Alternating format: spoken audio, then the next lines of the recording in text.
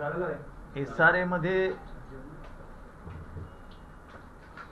LOI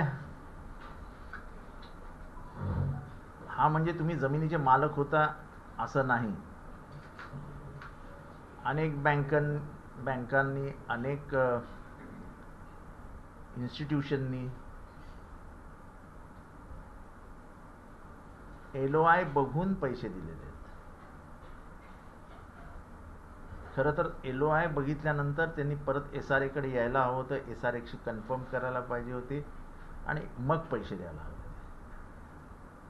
या गोष्टींमुळे करोडो रुपये SRA मध्ये लोकांनी लावलेत आणि त्या LOIच्या पुढे त्या बिल्डरनी कुठलंही काम केलं नाही.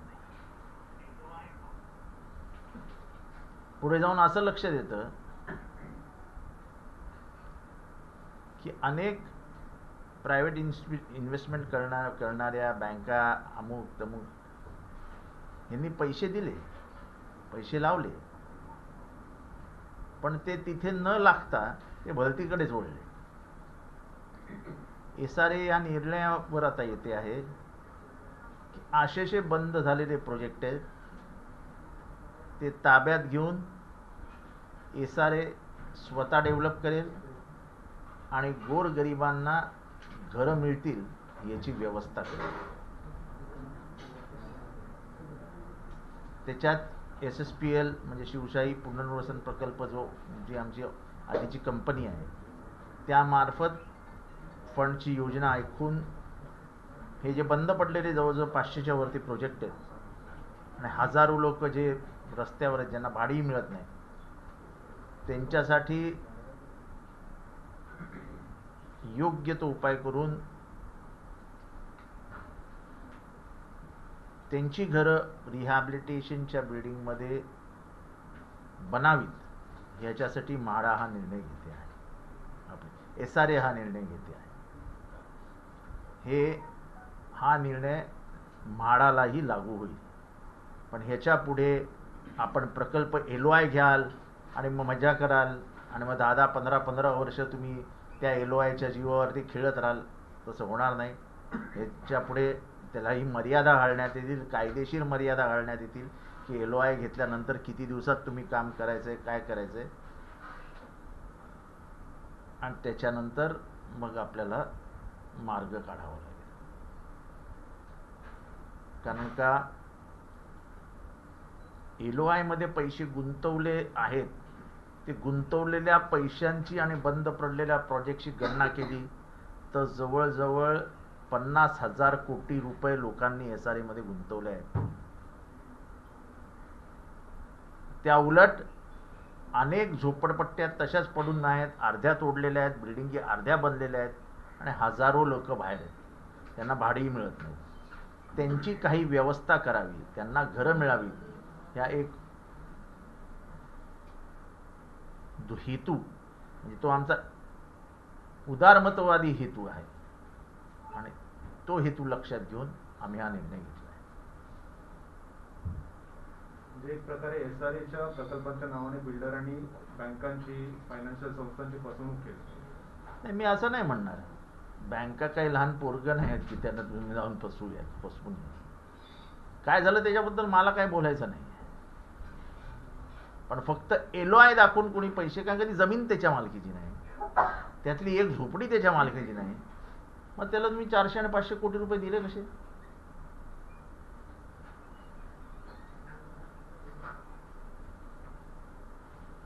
आता काही बिल्डरनी प्रायव्हेट बँकिंग इन्स्टिट्यूशन्स कडनं 500 आणि 1000 कोटी रुपये घेतले.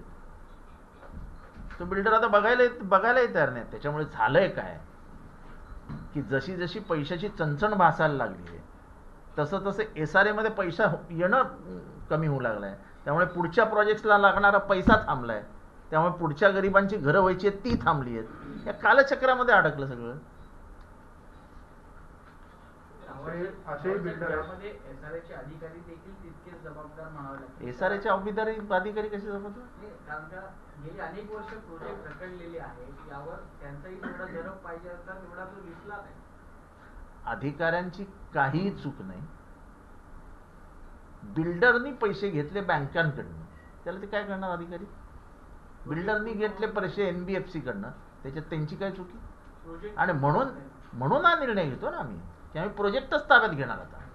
हे फक्त नवीन प्रोजेक्ट साठी लागू असणार आहे की हे जुने प्रोजेक्ट आहेत त्याच्यासाठी केलेली ही योजना. नाही, पण असे अनेक प्रकल्प असे आहेत किती जे प्रकल्प आहेत? जिथे जवळजवळ 500 प्रकल्प. असे अनेक प्रकल्प आहेत जिथे अशी फायनान्शियल काही विषय नाहीये, पण बिल्डर त्या प्रकल्पावर अडून बसलेले आहेत. त्यांना डेव्हलप करत ना तिथून बाहेर पडत ना SRA त्यांना बाहेर काढत. SRA कडे अशा अनेक प्रकरणं सुनावणीसाठी प्रलंबित आहेत तिथे SRA त्या बिल्डरवरून कारवाई करत नाही. हे ह्याच्या पुढे होणार नाही. त्यांना कारवाई करावी लागेल. SRA ला ही टाइम लिमिट देण्यात येईल. गोरगरिबांनी रस्त्यावर राहावं हे मला अमान्य आहे. त्याच्यात कुठलीही तडजोड होणार नाही. म्हणजे हा SRA हा जेव्हा कधी लागू झाला, म्हणजे हे म्हणायला हरकत नाही की माननीय बाळासाहेब ठाकरेंचं जे स्वप्न होतं तर ते मला वाटतं की गोरगरिबांना घरं देताना कुठल्याही प्रकारची तडजोड करावी हे मला मान्यच नाही. ज्या रखडलेले प्रकल्प आहेत त्याच्यामध्ये जे पेंडिंग आता भाडी देत नाही त्यांचं कसं काय आपण नियोजन मग आहे? तेच ना, त्याच्यासाठीच आम्ही हे प्रकल्प ताब्यात घेतो. आपण म्हणजे त्यांना भाडी देता भाडं येतील, मिळत नाही. त्यांना भाडी देता येतील का त्याची बसून अभ्यास करावा लागेल. त्याच्यामुळे तर आम्ही हा निर्णयाप्रत आलो आहे की आम्ही पहिल्यांदा हे सांगतोय बिल्डरला की नेहमीच आपल्या घरी LOI ठेवला आहे आणि फिरतायत मार्केटमध्ये, तसं नाही. तुम्हाला त्या LOI वरती काम करावं लागेल, काम सुरू करावं लागेल, नाहीतर SRA तुमचे प्रोजेक्ट ताब्यात घेईल. अशा सर्व बिल्डर्सना नोटीस तुम्ही जारी केल्यात का? ही नोटीसच समजावी त्यांनी. नाही, तुम्ही त्याने त्यांना- किती दिवसाचा असं टाइम लिमिट काय ते आता आमच्या बैठका होतील त्या बैठकांमध्ये ठरेल. नाही, विभागाने काही आढावा घेतला का? तुम्ही 50,000 अमाऊंट सांगितली, असे किती प्रकल्प आहेत जे रखडलेले आहेत SRA चे? जवळजवळ 500च्या वरती प्रकल्प आहेत मुंबईत रखडलेले. तुम्ही जेव्हा SRA डेव्हलप करायला घ्याल, तुम्ही स्वतःला काही टाइम लिमिट देणार काय? 500 प्रकल्प कितीपर्यंत पूर्ण करायचे, ते बांधणार कोण? त्यासाठी भाडा असं स्वतः आहे की किंवा SRA पहिल्यांदा स्वतः आम्ही बोललो आहोत ते की रिहॅब कंपोनंट जे आहे त्याच्यावरती SRA कॉन्सन्ट्रेट करेल. उघड्या जमिनीचा लिलावही होऊ शकतो.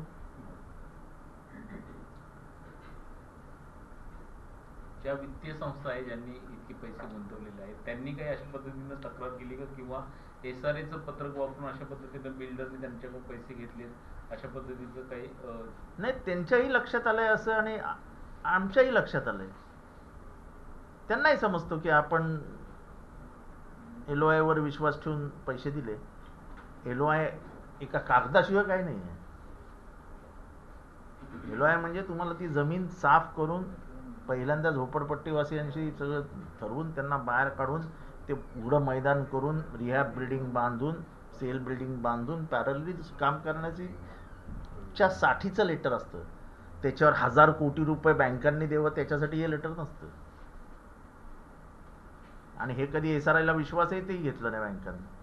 तर बिल्डर या विरोधात कोर्टातही जाऊ शकतात, तर आपली पुढची तयारी काय असेल? बिल्डरने जावं ना, कोर्टात जावं, जरूर जा. आम्ही कुठे नाही म्हणत. पुढची तयारी काय?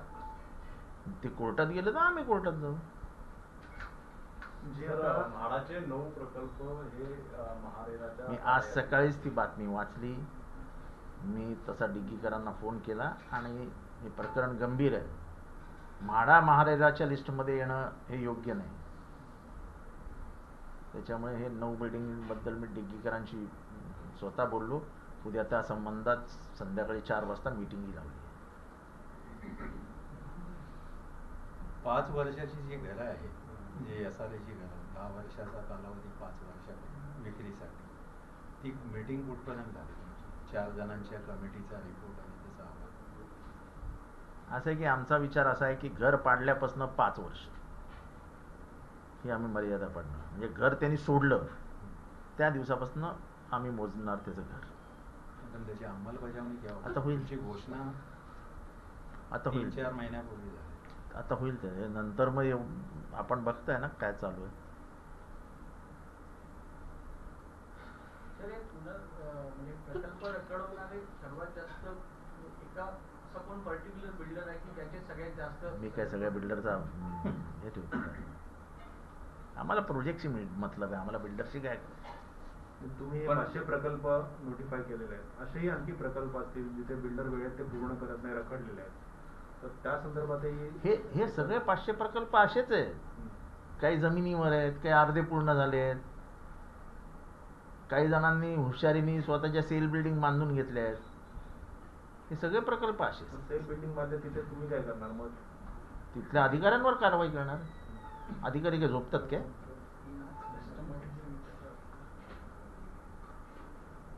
सेल बिल्डिंग बांधू दिली जाते आणि रिहॅबची बिल्डिंग बांधलीच जात नाही, ही संपूर्ण जबाबदारी अधिकाऱ्यांवर आहे.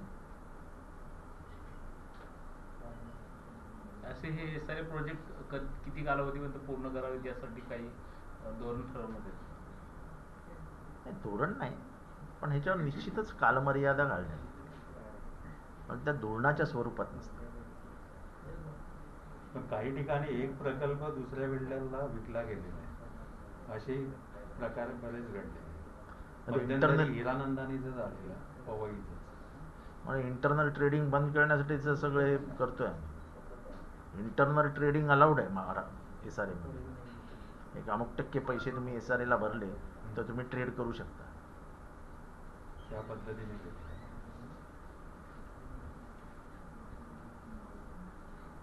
आपण जे बिल्डरांना विश्वासात घेतलंय का या संदर्भात मी कशाला बिल्डरशी बोलू?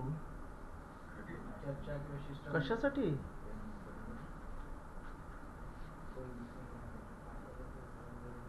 याचा आढावा घेतला- गोरगरिबांच्या हितासाठी निर्णय घेत असताना ते कधीतरी बिल्डर्सच्या विरुद्ध. मी तुम्हाला आजही सांगतो की मी बिल्डर धार्जिचा माणूस आहे. का माझं स्पष्ट मत आहे की बिल्डर जिवंत राहिला तर गरिबांना घरं मिळते, पण जे बिल्डर गरिबांना घरी देऊच इच्छित नाहीत त्या बिल्डरांना घरी पाठवलेलं बरंच.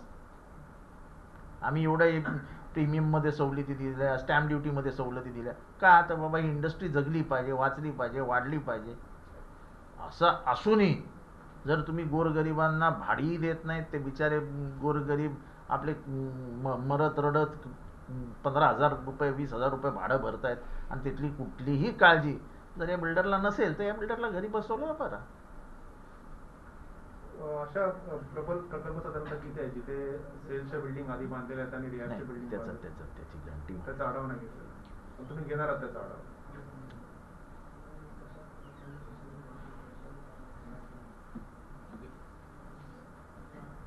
कुछ पॉलिटिकल सवाल है इसके अलावा क्या?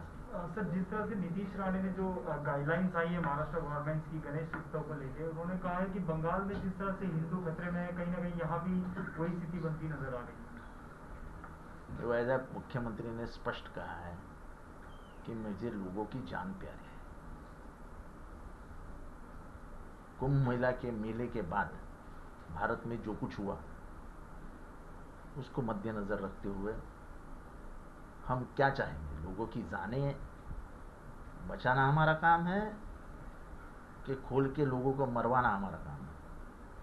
हर एक की मानसिकता के ऊपर है. सरकार की मानसिकता ये स्पष्ट है कि लोगों की जान बचनी चाहिए. उनका आरोप है कि इससे पहले कुछ फेस्टिवल सेलिब्रेट किए गए थे, जब हिंदू फेस्टिवल्स की बात आती है तब गाइडलाइंस स्ट्रिक्ट हो जाती है. मुझे नहीं मालूम वो कौन से फेस्टिवल की बात कर रहे हैं. मुझे नहीं मालूम कि ऐसे कोई फेस्टिवल सेलिब्रेट किए गए. लोकल ट्रेनच्या संदर्भात केंद्रातले जे मंत्री आहेत रावसाहेब दानवे ते म्हणतात की राज्य सरकारच्या विरोधात भूमिका घेत आहेत आणि म्हणतात की आमची जबाबदारी नाहीये लोकांचं चेक करणे. नाही, तशी त्यांची कुठलीच जबाबदारी नाही. वॅक्सिनेशन पण त्यांची जबाबदारी नाही. हा, जबाबदारी घ्यायचीच नाही म्हटल्यावर तर मग काय कुठलीच जबाबदारी त्यांची नाही. त्यांच्या जबाबदारीवर मला बोलायचंच नाही. यावर्षी दहीहंडी उत्सव होईल का? मुख्यमंत्र्यांना माहिती. काय प्रश्न विचारता? तुम्ही पुढाकार घेता ना दहीहंडी. तुम्हाला कदाचित माहित नसेल 2015 पासून मी दहीहंडीच्या बाहेर आहे. बरोबर आहे. मग 2015 पासून मी दहीहंडीच्या बाहेर आहे. तुम्ही मला प्रश्नच कसा काय विचारला? तुम्ही गृहनिर्माण खात्याची जबाबदारी घेण्यापूर्वी ही स्थिती होती. आता तुमच्या जवळपास 2.5 वर्ष झाली तुमच्याकडे ही जबाबदारी आहे. आता तुम्ही म्हणता की हे सगळे प्रकल्प मी SRA ताब्यात घेणार वगैरे, म्हाडा ताब्यात घेणार, पण ही परिस्थिती आहे ती तुम्हाला जेव्हा खात्याची जबाबदारी घेतली त्यावेळी जाणीव नव्हती किंवा तुमच्या खात्यातल्या अधिकाऱ्यांनी तुम्हाला काही अपडेट दिले नव्हते? परब साहेब, मी जबाबदारी घेतली डिसेंबर